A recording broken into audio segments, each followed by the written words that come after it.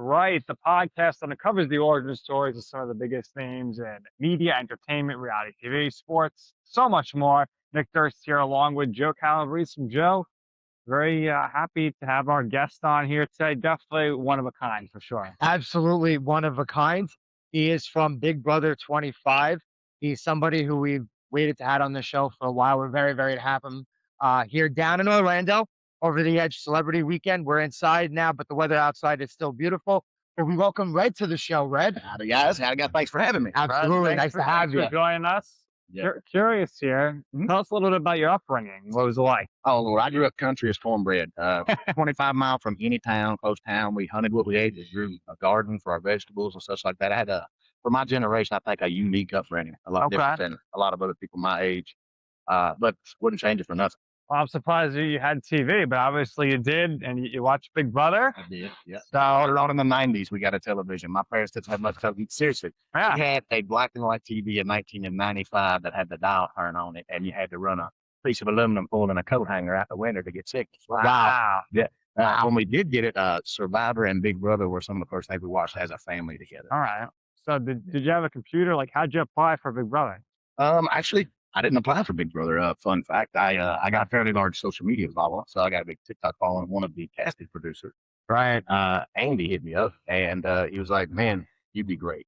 You'd be great." So and just so happened you knew the show. So it Yeah. worked out. See, Joe, another guy. I know. Another guy who. So do I apply for the show? Do I get recruited for the show? Right. What would you recommend? honestly, well, I tell most people you'll never get on if you don't apply. It's not necessarily true if you got a big social media platform. For me, it's a little bit different because there were people already seeing me. I had 500,000 followers before I went on to the show. Mhm. So, I mean, depending on your situation, Yeah. you could definitely sit and wait, but I think Joe's going to be hurt though, because we interview all of you guys, and they're not going to want us to.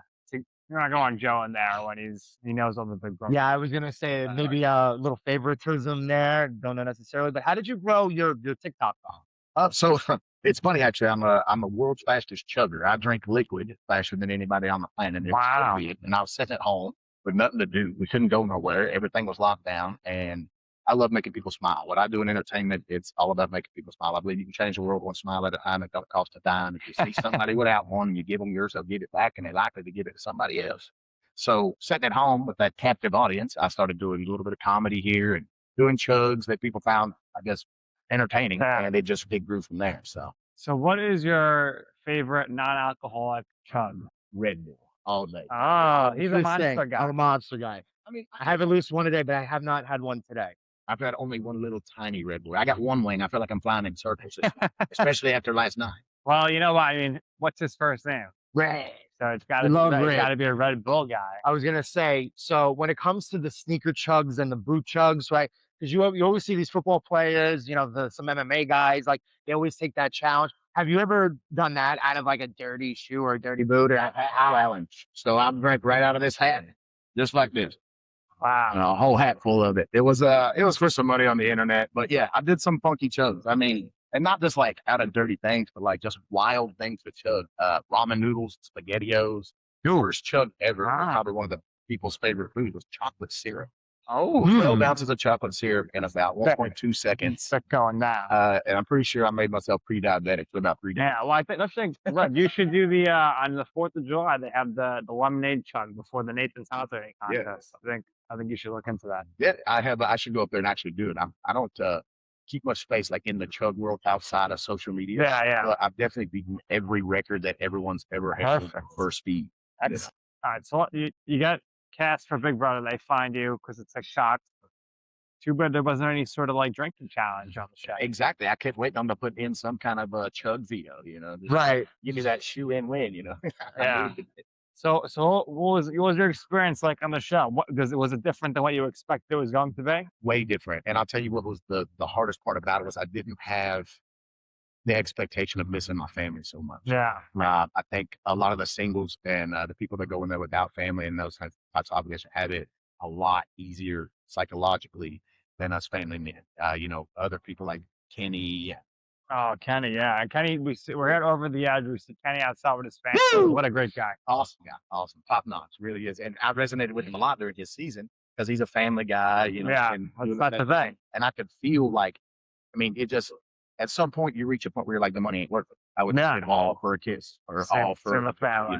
Yeah. And that was the heaviest part of the comps were a breeze, doing the stuff in the house, the social game. That stuff was fun. I'm fascinated by psychology and Yeah. watching.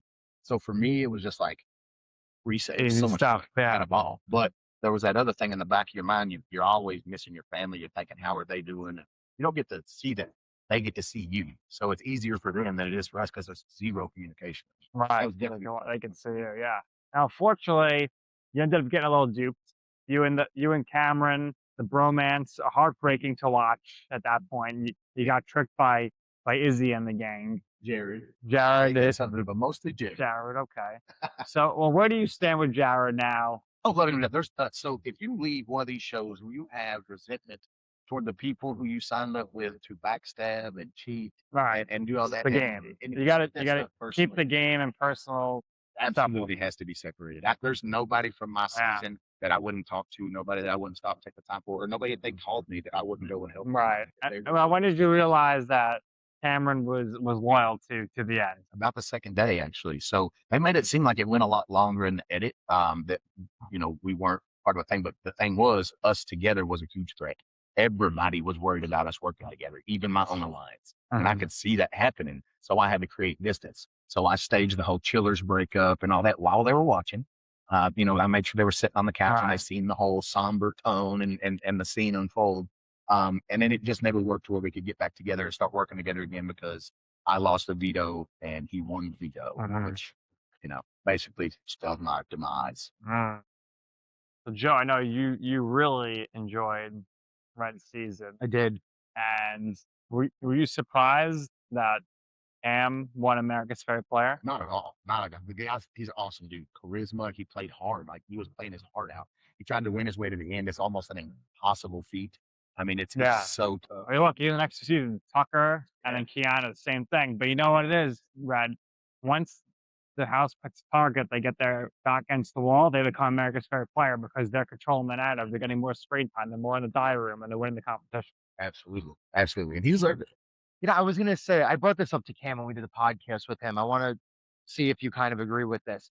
So I think the dynamics of the house very early on in your season, the America was leaning to one side, and then as Cam kind of started battling, I think that really, flipped everybody back to his side. Wouldn't you agree with that?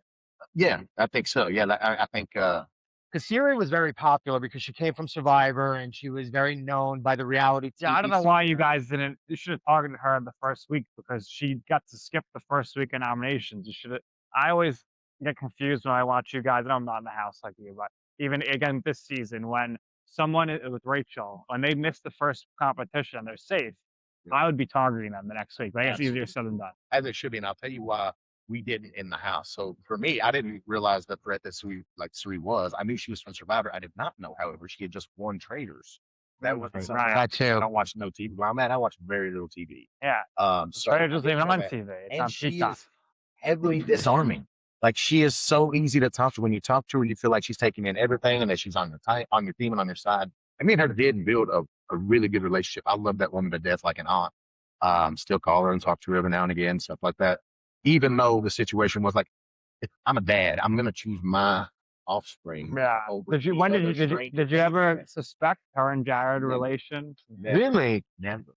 And I know a lot of people are surprised by that, but when you're in there, you don't think that they're going to throw that kind of curveball at you. Right. Within the realm of possibility. Now, there were things we noticed, like they would be super close, him and Felicia, but he also called Felicia Mama Fee, so, and he slipped up a couple times and called Suri Mama, but it didn't seem weird. Because you said Mama Fee. The same thing with how great of TV was Felicia, though? I mean, she was. That woman is a mess. I would say I love her to death, though. Cooking with her was a lot of fun. And at a couple times give me a little bit of the ick. She's so high speed and like fast paced when she's cooking, like cross contamination stuff. Oh yeah, like she'd be opening raw chicken and opening seasonings with her teeth. Oh jeez. Well, I was gonna walk away. Well, I was gonna say, Nick. So we brought up the whole July 4th and Nathan's lemonade drinking contest before. So we're from New York City, right? July 4th is my birthday. But on a side note, Mama Faye actually came last summer. So not this They went past to summer, and Italian. we went to eat down on Mulberry Street because my father grew up in the Chinatown, Little Italy area. So we went out to eat. So I didn't necessarily pick up on that, but Greg, you're more than welcome to come to New York whenever you want. Get out of that little country life for a little bit. Love it. I've always wanted to visit New York. I think Joe should go down to the country. You should. Absolutely, I would love that. Oh yeah, give me a tractor, give me one of those. And the cowboy hat. I'll help you out on the farm. I'll help you out with your crops. We need more land like that in New York and Jersey. There you go. I always need somebody to help me feed critters. So Red, in your life or your career or anything with Big Brother, what has been your you know I'm right moment? What I mean by that, it's a time or place, you want to pursue something, you ask somebody for advice. That person's like, Red, bad idea, don't do it, not going to work out. You were like, you know what? I'm going to go ahead and do it anyway. And in the end, you will see why it is that I'm right about this. And I can tell you, I told you so. Yeah, I think Big Brother would be one of those moments. So many people were like, "That's not for you. It's not your show." I'm a survivor guy. I'm an outdoors guy, and everybody knows being stuck in one spot inside is a nightmare for me. But it's one of them things when you're handed such an opportunity. I can't let those things pass you by. It's a chance at $750,000, and I am not a rich man. I got 4 kids. You can't be rich with no kids. It's impossible. Nope. So every opportunity, is something to take. But a lot of people were like, "Man, you're going to hate it. You're going to suffer the whole time." And I didn't necessarily suffer outside of the family stuff. I was made for competition. I love competition. It's in my blood. The toughest part was just the family. Absolutely. Big family, beautiful family. Red, we appreciate your time. My last question is, where did you get the sunglasses? So these are LMAs. I stole them from them. One didn't quite match the fit the way I wanted to. Plus, you got to put a little love out in the world. That's what it's all about. Love makes a humans. Absolutely. So some great words before, some great words about the sunglasses. Once again, Red, we appreciate your time. Appreciate you coming and doing this with us. What we do here is we always give our guests the last word. So if there's anything else you would personally like to share or promote for our audience, by all means, go ahead. And also, where can we find you? Hillbilly Red. You can Google me on the interwebs. I'm everywhere. Hillbilly Red or Lucky_Red85 on YouTube and TikTok. Stop by, watch a chug, hang out, have a good time. It's all about life, love, fun, and laugh. All right, Red, thank you for your time. We're currently out in Orlando, so we got to stay hydrated. So we're going to go chug some water together. And that's going to do it here for this episode of You Know I'm Right. For our special guest, Red, for my co-host, Joe. I'm Nick, and this has been You Know I'm Right.